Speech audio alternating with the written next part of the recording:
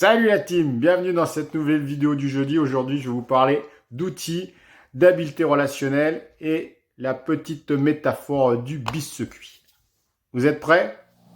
Allez, c'est parti. 1, 2, 3, 4. Donc, dans cette vidéo numéro 25 du jeudi, je vais vous parler d'habileté relationnelle. Et le premier point, ça sera l'autodiscipline. Être en relation avec soi-même, capacité à s'aimer.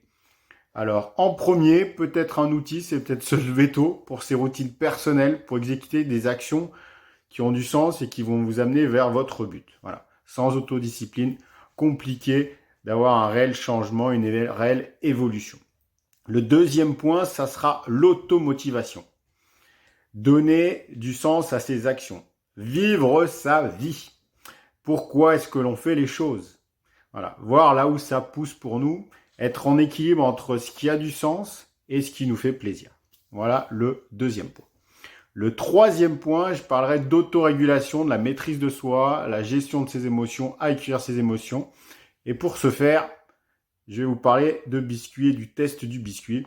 Alors l'idée, c'est de proposer un biscuit à une personne et lui dire que si dans 10 minutes je reviens, le biscuit est toujours là, eh ben, il aura 2 biscuits. Voilà, c'est le système de récompense et la capacité à maîtriser ses émotions avec la récompense du biscuit tout de suite. Est-ce que je le mange, je ne mange pas? Est-ce que j'attends? Voilà. Alors, sur quoi, du coup, on va porter son attention pour maîtriser la pulsion de manger le biscuit? Donc, ça va être peut-être de travailler sur l'outil de respiration pour maîtriser la tentation de l'immédiateté.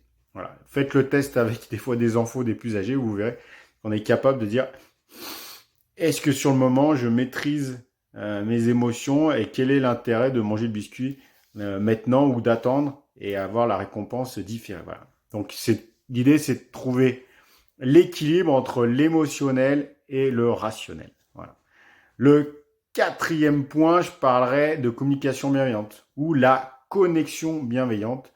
En fait, c'est savoir écouter d'abord avant de parler. Et c'est vrai que de nos jours, on a des fois tendance à vite partir dans les discussions tout de suite dans du tac au tac et à donner notre point de vue. Peut-être se mettre dans cette posture de communication bienveillante où on écoute en premier lieu. Et le cinquième outil, ça va être l'écoute empathique. C'est chercher à comprendre plutôt que se faire comprendre. Voilà. Pour comprendre l'autre et rentrer en relation avec lui, cette écoute empathique est, à mon sens, primordiale. Voilà. 5 outils, des biscuits. Voilà. J'espère que vous en savez plus sur les habiletés relationnelles et l'intérêt de travailler sur ses routines du matin, l'écoute, savoir aussi maîtriser sa respiration. Voilà. Tous des outils qui sont intéressants pour avoir un aspect relationnel qui est harmonieux. Voilà. Donc j'espère que cette vidéo vous a plu. Si vous voulez la partager, faites-le avec grand plaisir. Toutes les petites graines qui sont posées derrière, ça pousse pour chacun, c'est chouette. Voilà. Donc vivez votre vie là où ça pousse pour vous. C'est hyper important. Et je vous dis à bientôt dans une nouvelle vidéo du jeudi. Ciao la team!